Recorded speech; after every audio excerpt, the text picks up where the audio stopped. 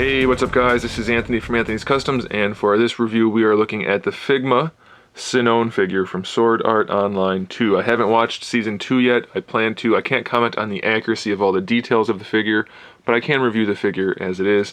And another thing I'm not so sure about is, as you can see here, the figure is called Sinon.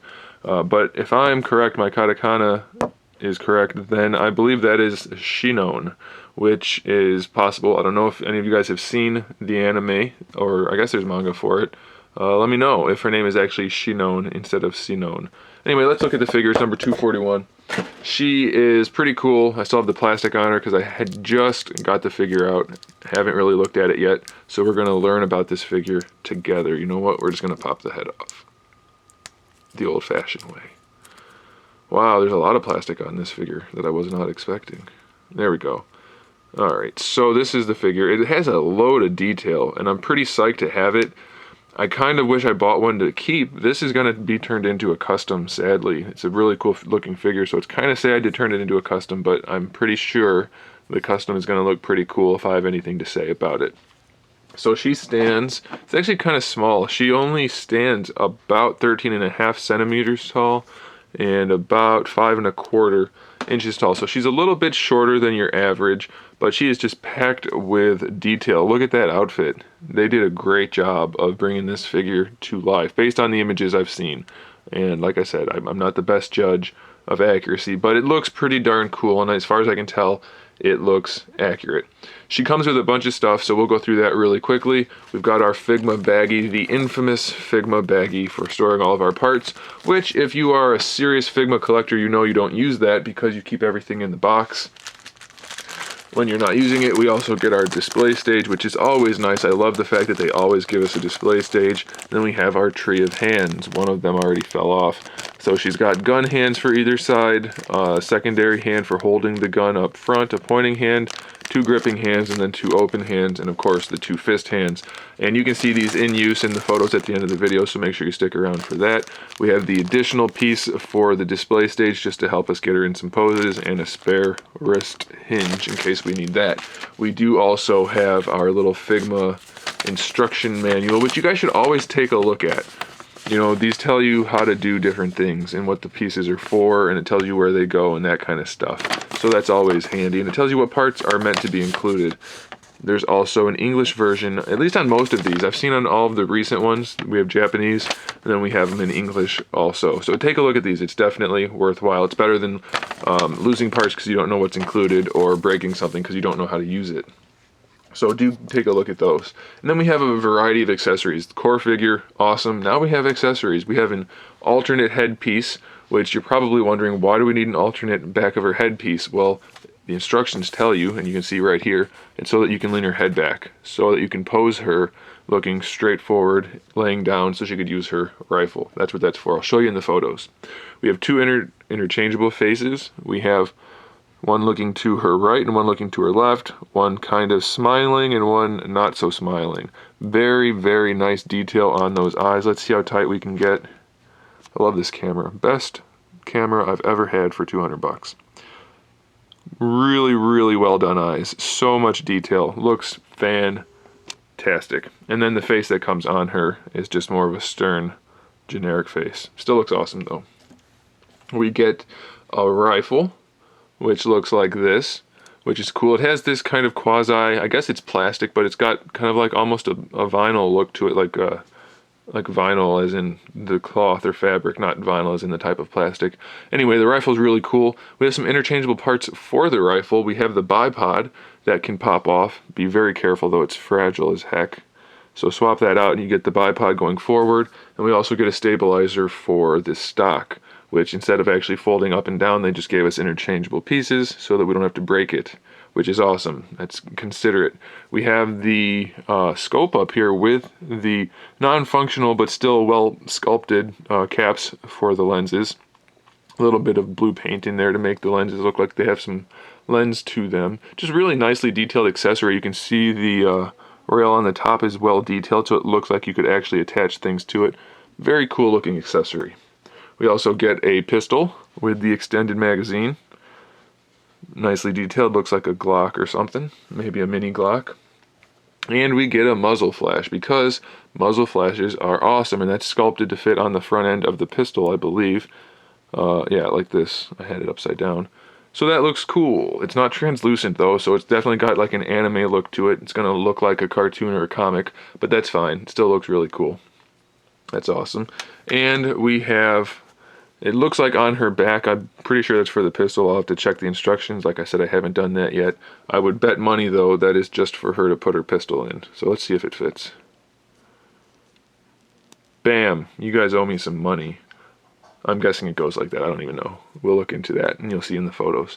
So let's look at the actual figure. And I guess you can count this as an accessory because it looks like you can take it off if you want to. I don't know if that's ever how she is in the show or not, but you can take that scarf off if you want. Although, it looks to me, yeah, it looks fine without it. So, I don't know. It actually looks better without it because you get a little bit more cleavage. I'm just kidding. Although it's true, so if you like cleavage, there you go.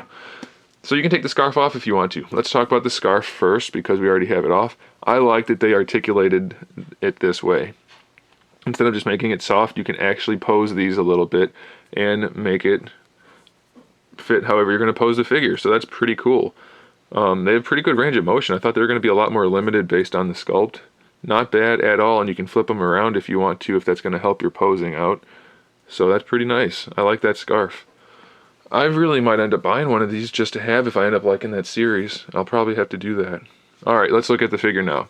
So the head, we already saw the articulation for the head, but I'll show you again. Standard Figma. This one is the articulation we generally see for the shoulders for Figma figures. The head normally have just that standard hinge with a peg going in both directions, but this one has, if I can get the hair off to show you, this one has the giant ball peg at the top, which is normally where the shoulder connects to the torso. Then we have the hinge here, and then the straight peg going down, which I think is a good design. I think it'll probably work well. I'll have to explore that a little bit more, but it looks pretty good so far. I like that design. So that's just going to peg into the neck and give us our swivel and our hinge and everything we need. Get down in there. There we go. So that's pretty cool. I really love the head sculpt. I think they nailed it. From what I've seen, it looks really good. So like I just mentioned, the shoulder joint, we have a big ball peg that goes into the torso. Then we have the ball hinge with a straight peg at the end for our bicep swivel. So you'll be able to pose that around however you want to. She does have the soft jacket on the top here, but this part that has the split in it looks like it could end up tearing, so do use some caution with that. You don't want to tear that off, but it looks like it'll be okay. Shouldn't be a real problem. We have our hinge for our elbow, just a single jointed hinge, but we do get pretty good range of motion out of it, and it doesn't look bad. I do like that a lot. Good elbow joint. And then for the wrist, we should have the standard hinge again. Yes, just like the little one in the baggie.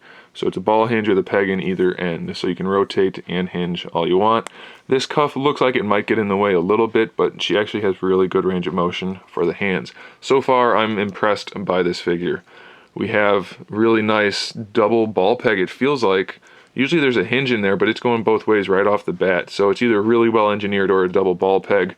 Really nice upper torso joint, really good range of motion going back, not so much forward, but still pretty good. And we get our swivel there, and we get less out of the lower torso on this figure. Just due to the design, they couldn't really give her this really low cut type of pants thing and maintain that articulation, I guess. So it's a lot more limited than you would expect, but the upper one makes up for it. It is technically a single ball peg. It's just pretty limited. The belt is connected to the crotch piece here, but it's a very small piece, so that's why they didn't really have any room. You can see here, they didn't really have any room to hide any better articulation, so I guess that's something we're going to have to live with. For the hips, we have basically the upside down part of the Y ball peg, so there's a ball peg going in for each hip. You can see the ball peg there. So we have that hip socket that moves around, and then we can rotate both inside there, and we have a cut joint underneath the shorts, so that's going to give her really good leg articulation. This piece here is not actually connected, I don't think. It might be connected at the front, actually.